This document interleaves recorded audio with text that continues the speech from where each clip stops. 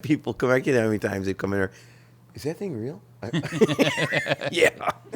Yeah. Oh my God. He knocks Nails it it, dead. yeah. And the whole restaurant's applauding him. Uh-huh. And she's like, "Hi, I'm Nick Polce of Gateway Properties, and you're watching The Open Gate."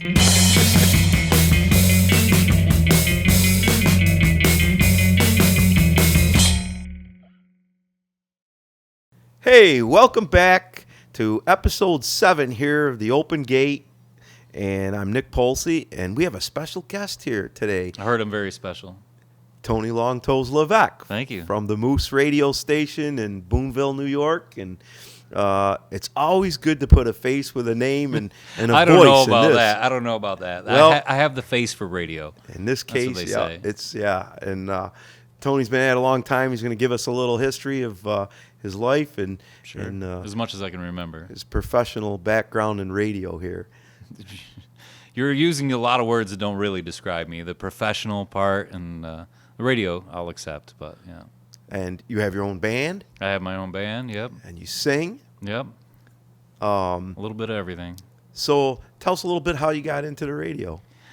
Radio is kind of a long story. I did every job you could, a lot of mill work over the years, and I ended up working at a coffee shop because I had the band. I was in a band with my brother, and so that was like half my pay. I was able to have a job that was more of a part-time job and still make enough money. And my drummer in my band, Dana Kraus, I don't know if you remember Dana from the radio station. He was on the afternoon show on the Moose for 25 years, I believe it was. Oh, wow. And he was getting ready to move out of the area. The band was getting done. He was moving to Rome. And he said, "Why don't you go take my job at the radio station over here?" Just half joking at first. I'm like, "Yeah, well, I don't really know country. I know old country." Right. And at the time, the Moose was just playing modern country. And he said, "But you know the recording process." And he's like, "That's a lot of it. It's production, which is making all the commercials." And I said, "Well, maybe I'll go try it out." So I went and I talked to Bill Flack, the owner, and he went into his office and came back out, and he goes, "Here, read this." And he gave me like a little script of weather or something. So I read it out loud, and he's like, "All right, yeah, I think you got the job." So I started working at the radio station. It's been 10 years now, and I originally started out doing the afternoon show. They just gave me a show, so I started listening to Dana. I went in 2-3 days, I think, to listen to him, and after maybe the second day or third day, he's like, "Here, why don't you say something on the mic just to get me used to it?" And the fear went away pretty quick within a week or so, and I had my own show. It was a little different than what was there before, but I got a lot of pointers, a lot of notes on, hey, maybe you shouldn't do this, maybe you should do this. And the production was really a lot of fun because I always did recording at home for music and everything. So it was just recording commercials and kind of having a say in the music a little bit on the commercial. So Yeah, well, so when did you play guitar too? Yep. Right? Yep. So at what age did you start playing a guitar? Well, I started at 10 years old. For school, I got offered, they did the thing where, I don't know if they did when you were in school, they give all the kids the flutophone, the little, it was like a little, a recorder. Recorder. Sure, okay. So we all got to take it home, and we had to learn, like, Mary Had a Little Lamb. And then we'd come back to school, and the music teacher would sit there, and we'd all play it together. And somehow, with the magic ear of the music teacher, while listening to all of us butcher Mary Had a Little Lamb, she would say, saxophone, drums. She had the magic ear, apparently. Yeah. This is a lot of sarcasm. And I got picked to play the saxophone, and I didn't want to play the saxophone. I wanted to be a drummer. I thought drums were it. Yeah, right. And so I was kind of disappointed, and they said, "Oh, by the way, we don't have any saxophones in the school, so you're going to have to rent one. It's $20 a month." So I came home and told my parents, and they're like, "Do you really want to play saxophone?" I'm like, "No, not really, not $20 a month." We didn't have a lot of money growing up. And so my dad had worked with someone whose daughter was in college for music and played piano. He goes, "Listen, I can get you piano lessons. It'd be the same amount of money." And so I had a little set of keyboards at home, and so I took piano lessons at 10. till I was about 15 or 16, and I wanted a guitar for Can Christmas. you still play the piano? Very little. I can do some basic stuff on there. Yeah, My daughter, she took over the piano. She knows what she's doing Oh, there. no Yeah. kidding. Okay. So at 16, I got a guitar for Christmas, and I played it till my fingers bled, and that's what it takes to get going. I learned a song or two after a couple weeks, and then I was just hooked. I played guitar ever since. Wow. So it's been way too many years. Yeah, yeah. Well, I know it's cool listening to you on the radio there and then meeting you in person. I know originally I thought that was really neat, that the voice, and you got the voice for the radio. Well, thank you. And it's, you're there. Well, there's a funny story about that. So when I was in, I think, 6th grade, we had this contest. It was around Thanksgiving, and there was a Thanksgiving poem that we all had to take home and practice reading it. And the person that read it the best in class, the class got to vote to see who read it the best, would get to read that poem on announcements in the morning. So I tried my best, and I read this poem. I can't remember any of it now, but Yeah. it came down to me and this other kid.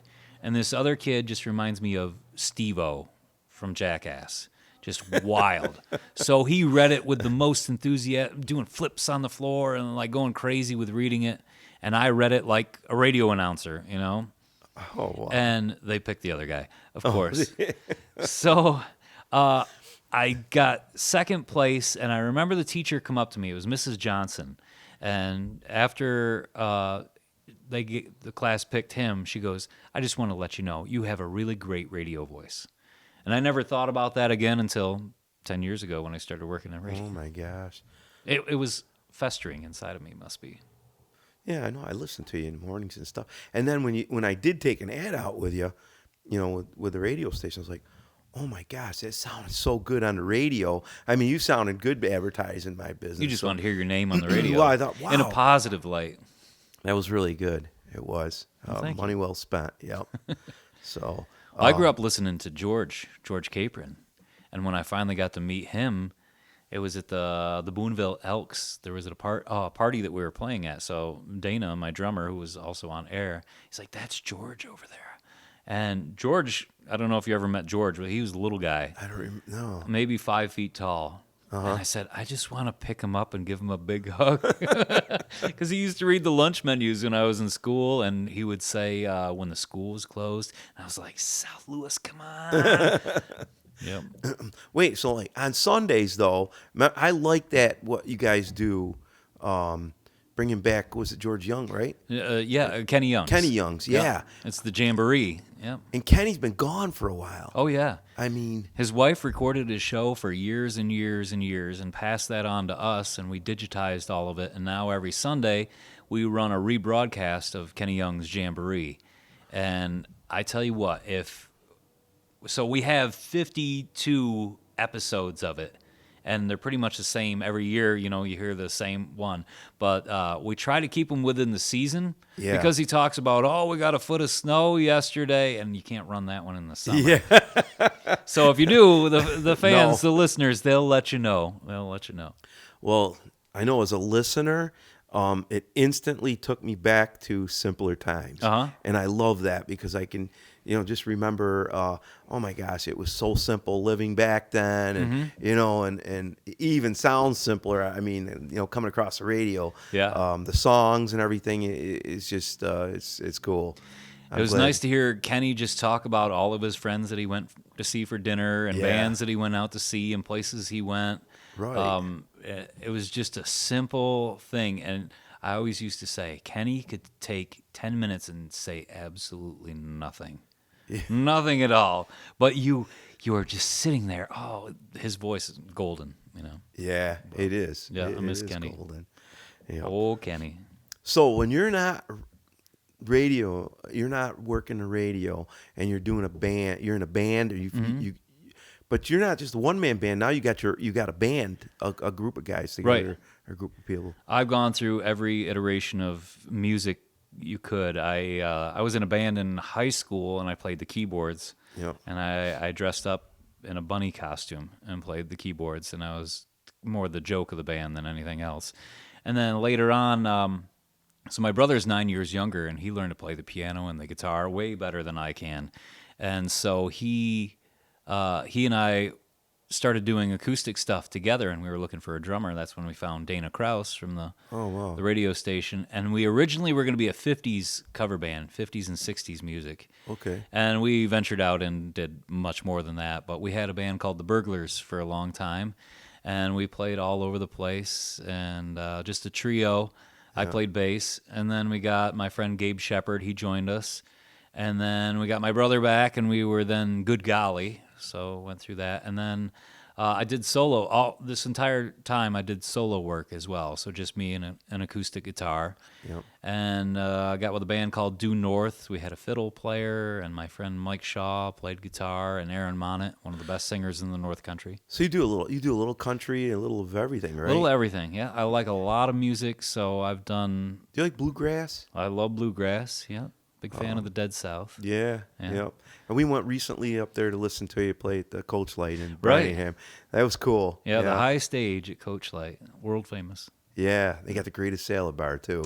They really do. Coach Light has got a thing going on up they there. They do. Yep. Yep. I know my wife. I played at loves the going old place, and it was a small little corner of the room with a raised up stage about that high, and it was right next to the bathrooms. And I played there for years and years. In fact, the Burglars, that was our first gig, was at Coach Light. And we were a band in this tiny little corner, and we had to move out of the way if someone wanted to go to the bathroom. So it was a pretty interesting thing. And now the place burned down, geez, it must be 5 years ago. Yeah. He rebuilt it, and he's like, listen, I know exactly how I want this set up. And you go up to Coach Light, and it's perfect. I mean, Yeah. you walk in the main doors, you got the restaurant to the left, the bar to the right, the stage up on the second level. Yeah. And it's a little bit of treachery to get up there and get all your equipment up there. Yeah. But once you're up, it's a neat thing for sure. Yeah, well, we like it up there. It's good night out. Yeah. Yep, especially when you're playing up there singing. Yep. Kissing some butt over there. Trailer for Rent. Yeah. Got to play some Roger Miller. It's the North Country. He's one of my favorites. Yep. Yep. So what's your plans for coming on in the future here? Well, I just started a new band. Yep. It's called Rock Island. I've got Hunter Pierce on the guitar. He's a young kid. I say young kid because I'm in my 40s, and that's young to you, right? Yeah, that's young. Yeah. This young kid playing guitar, and he is phenomenal. And then we've got Mitch and Damon Emerson, formerly of the Emerson Brothers. I mean, they're still brothers, but the band name is not anymore. But they are so extremely talented.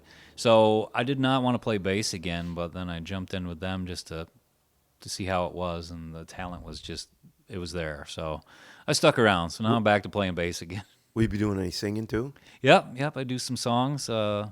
Probably about a quarter of the songs I do, plus backup vocals. I really enjoy doing backup vocals. So if we want to listen to you guys play, where we be scheduled anywhere? We are once a month at Coach Light, so you can go on Coach Light's Facebook page and be able to see. Yep. Also, Rock Island Band is our Facebook page, so you can see all of our stuff there. And my website is TonyLongtoes.com. It's a real website, and I put all of my stuff on there, so you can see all my radio stuff, so links to my radio show. You can find my album that I put out last year on there. You can find all my social media links, YouTube, Facebook, TikTok, even though I don't browse on there. I'm young and hip and with it. Mm-hmm. So let's go back to radio. Because recently in the news, I've been hearing some scuttle about trying to do away with AM. Right. Yeah, I don't think they'll ever do away with it. It's like an emergency channel. So anything, the internet goes down, all of a sudden, all you've got is a few batteries in the radio, and you can tune into AM. AM's got a very strong well, I don't know if it's strong. I don't know the technical stuff on it, but you can get it from a long ways away. So if you tune in to 900 AM, you'll be able to listen to FLAC Broadcasting, which is the Moose and the Blizzard. So you can tune in to 900 AM. We're still on the AM dial, as well as FM, 99.3, 101.3 FM. Yeah. The Blizzard is 98.3, 105.9, and 103.9 FM. Right. It's a lot of numbers to rattle around in there. Trying to remember. Rattle around. Yeah. I trying to remember. Man, I used to listen to WADR out of Remsen. Oh, really? Do you remember Remsen's radio station? I don't remember listening to it. I'm from Lions Falls, so I don't know if we got it there. I always listen to the Moose, but I remember seeing on Facebook they had a picture of Johnny Cash at the Remsen radio station. He had stopped in on a tour somewhere and stopped in. He did. Yep, there's a picture of Kenny Youngs, who used to work for Remsen Radio as well, with Johnny Cash. So we'll have to dig that up. I know it's on Facebook. If you search Johnny Cash Remsen, you'll be able to find it. There was a publication, a book put out with Remsen history, and in the book is a picture of a lady I know from Remsen, elderly lady, and she is got her picture taken with Johnny Cash right there in downtown Remsen on Main Street. Yeah. That's awesome. He's one of my favorites. Johnny Yeah. Cash, yeah. It's hard to believe these guys were, that he was up here, It's, Yeah. But He's really been everywhere. yeah.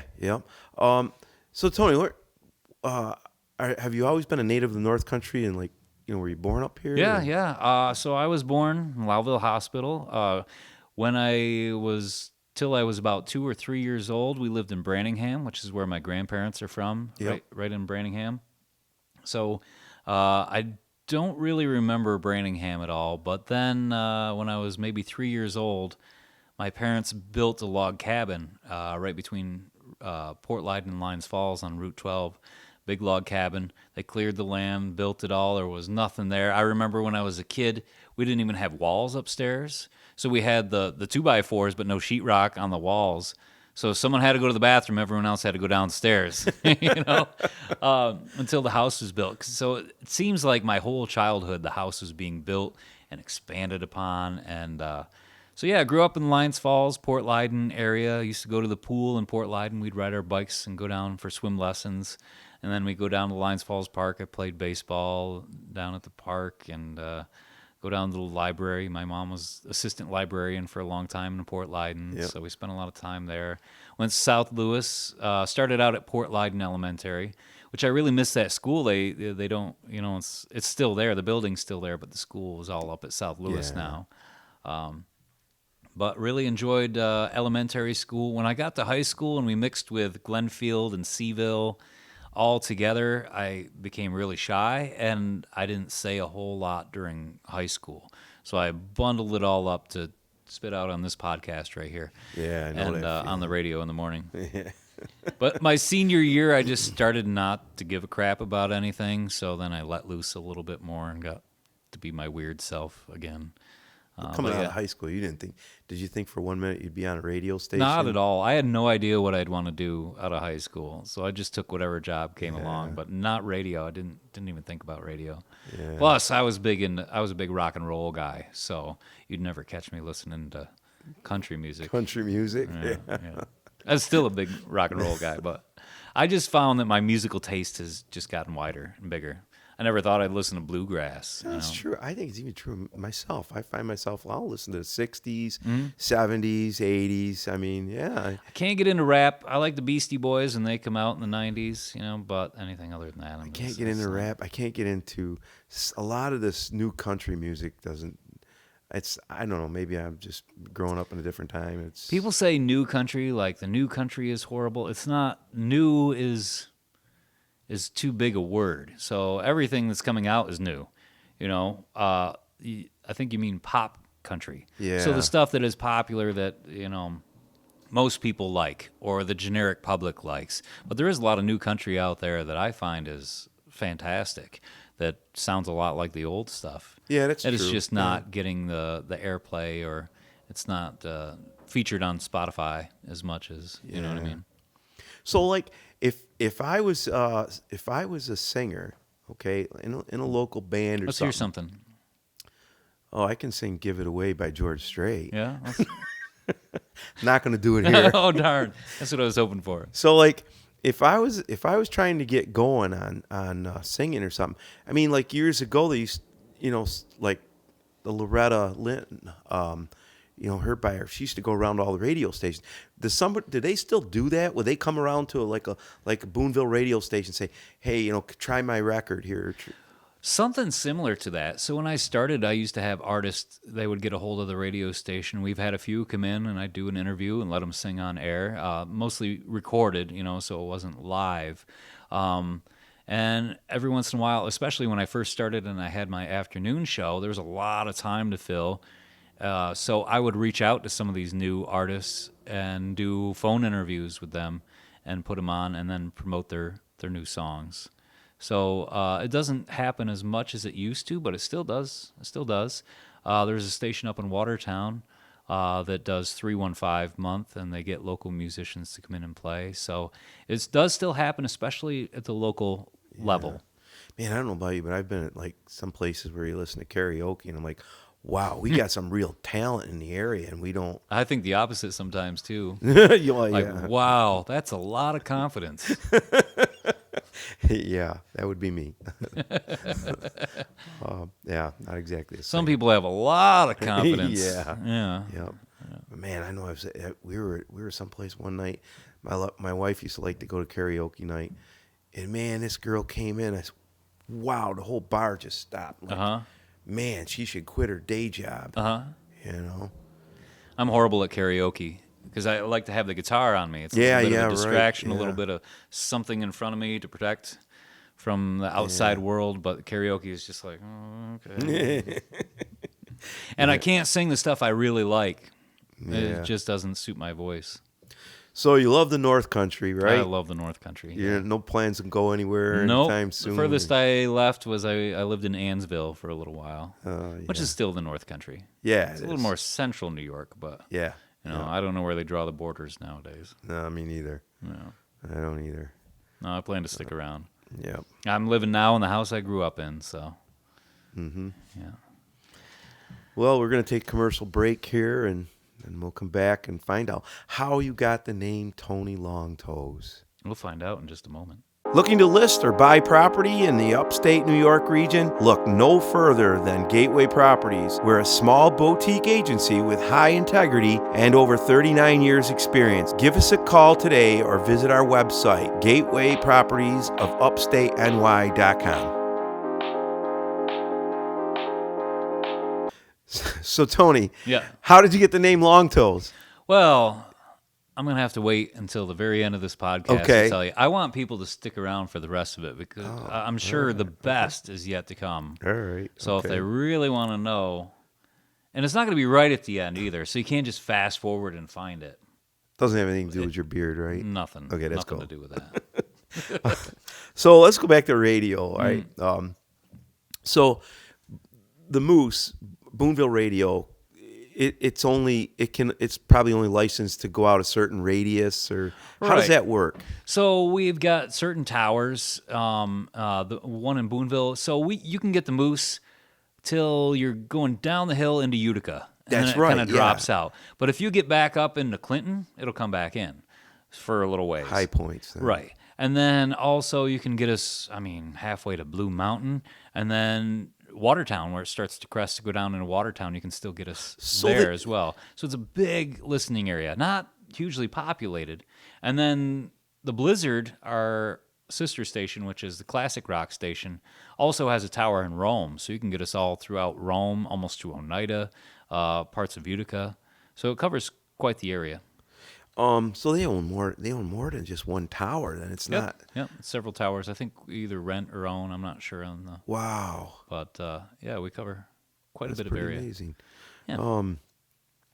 So I want to cut in. Sorry. Will you ask him? I want to go on the idea of Sorry that I cut in. I felt like you didn't know what to do. The future of radio. No, I did. I was. The future of radio, and is radio dead? Right. Okay. Is radio dying? Okay. I think it's a good. All right. Okay.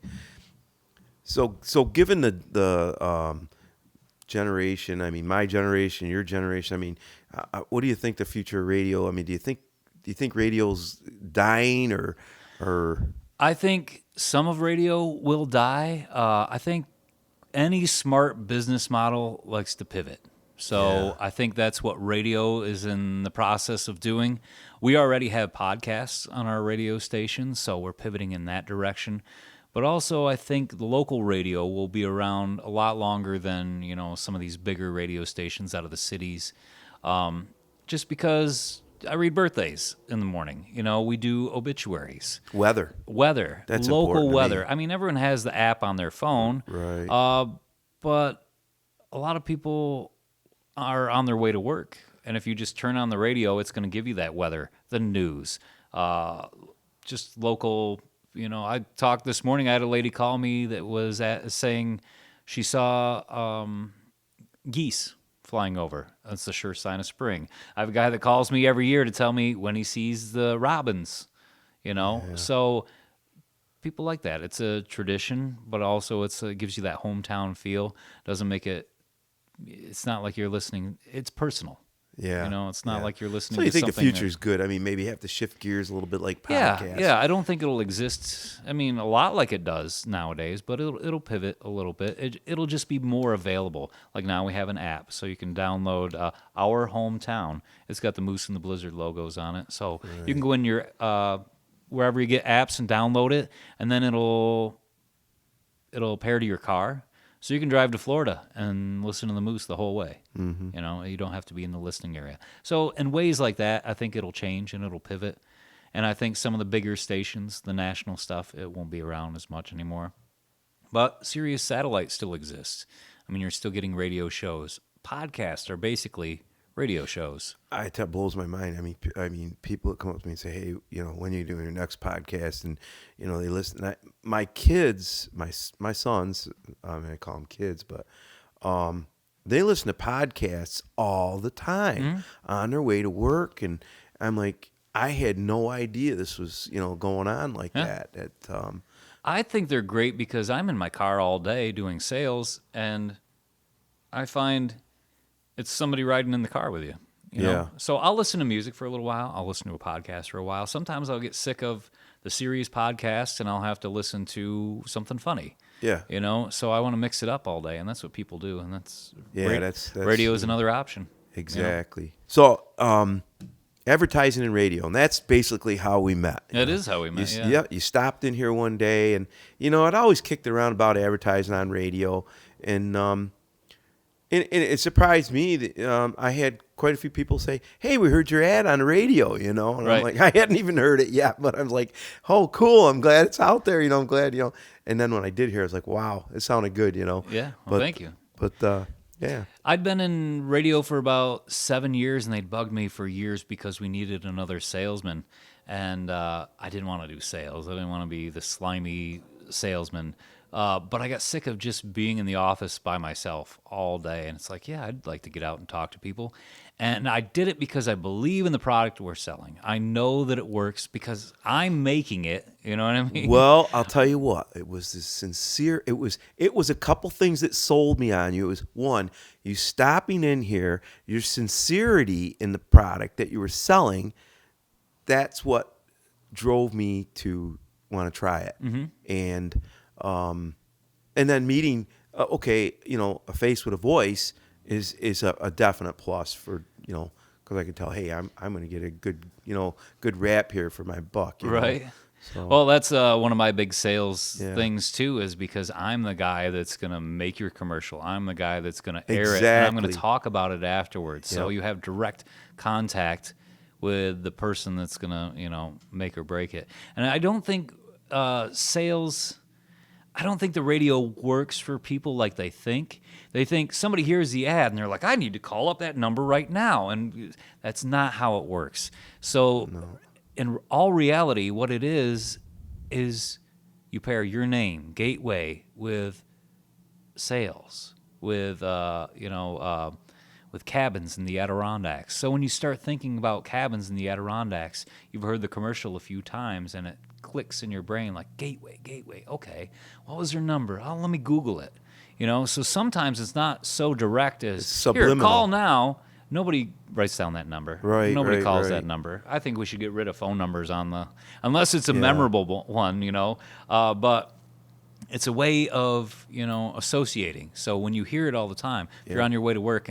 And another thing that I think works for you too is that when you hear somebody's ad on the radio, especially a local company like yours, you're supporting local by supporting the radio station. So when you listen to that radio station, that's a part of you. That's your identity. You know, I listen to the Moose every day on the way to work. Yep. And when somebody else participates in that, you're like, they're like me. You know, they're supporting local, and it's all a tight-knit community. True. And that's the big word, is community. We're all part of it. Exactly. And that's why the local works, and that's why I think people have been with us since the beginning. Some advertisers, you know. Yeah. Because it ties it all together. Yeah, you know, it's community. Absolutely. So on this podcast, I mean, as a professional in the radio announcing business here, how do you think the Open Gate here is doing on podcasts? I love it. I think I've listened to every episode since you come out, and I remember when I come in here one day for sales, and you were talking about doing. I don't know if you were doing it that day or not, and so I kind of got in on the ground floor on how things were going, and you know what direction you were heading in, and I was very excited to see it roll out. And I think your biggest asset is you. I mean, the way you interact with the people. You're very conversational. Cool. You're a great listener. So I think that really... I got a possibility of being a sub for you on the news somewhere. Yeah. I think you could be a star.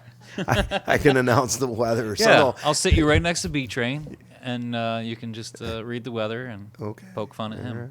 Okay. Yeah, you know about fishing, so... Oh, yeah. Yep. All right. Did you want any advice on your podcast? Yeah, sure. I mean, absolutely. I don't really have it. You could take this and just... Yeah. You know. I'm kidding. I'll pick that up afterward. I think you should have... You got so many cool things in this office, and this camera only shows this little tiny bit of it. And I think you'd benefit from a really cool opening. You know, if you had a standard opening every time of... You know, some of the cool things that I get to see that the people don't get to see. Oh, yeah. And when I had a podcast for a long time with my daughter, we did a podcast called Pip, Dad, and Music. And we had a background, and it was just the wall. And I had a guitar hanging on it. And then we got a sign that said Pip, Dad, and Music with our logo on it. We put that on there. Yep. And then we did an episode where she had her stuffed cat with her little stuffed animal.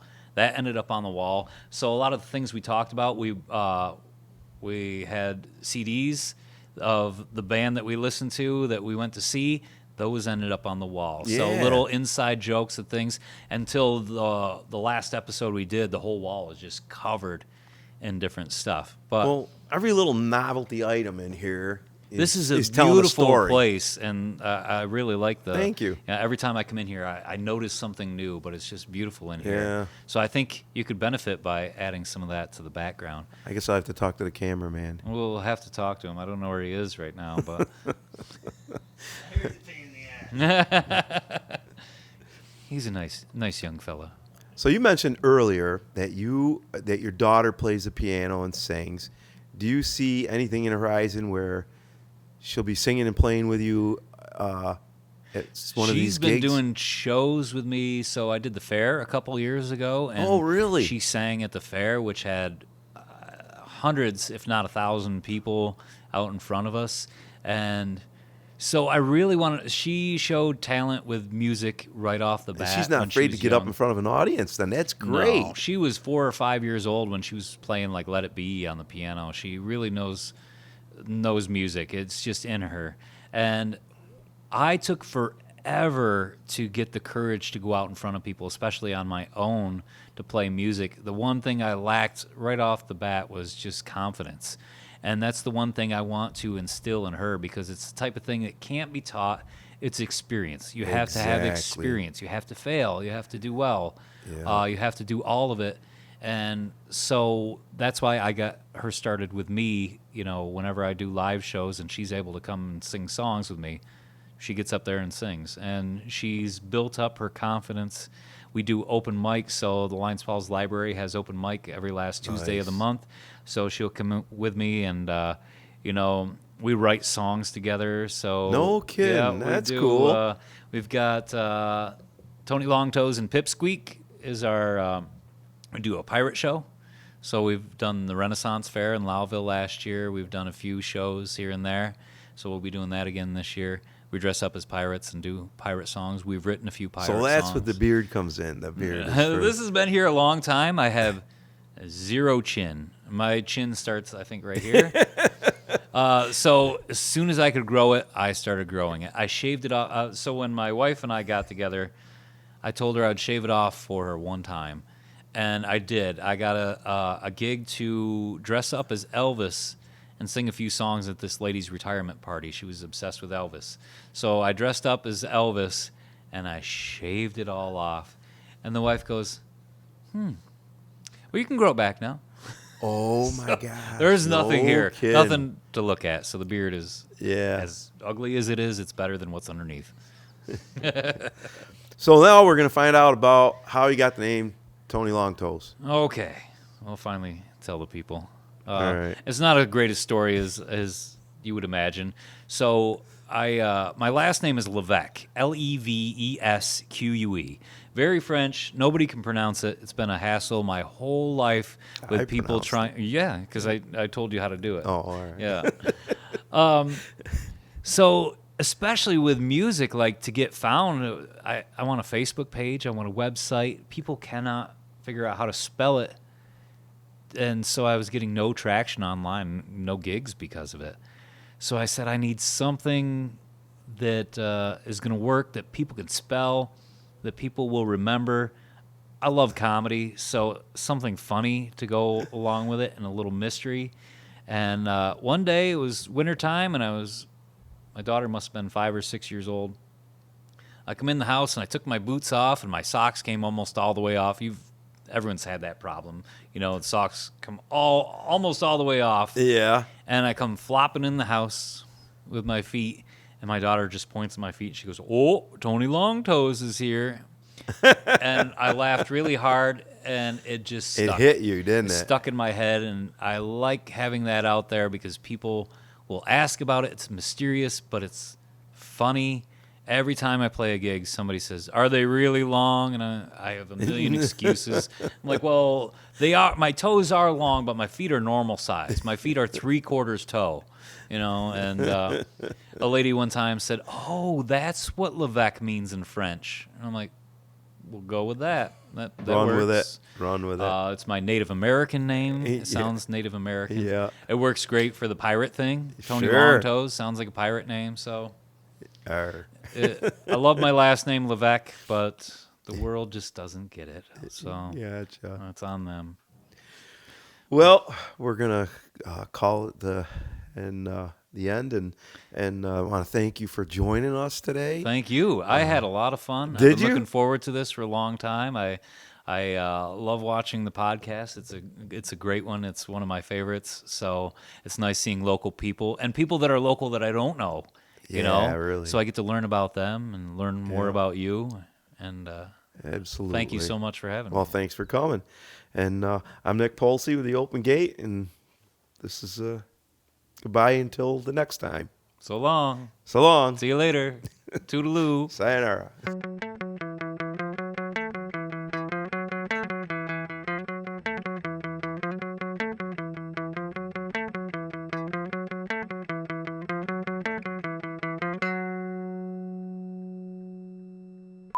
Yo, Mr. Moose, what's going on?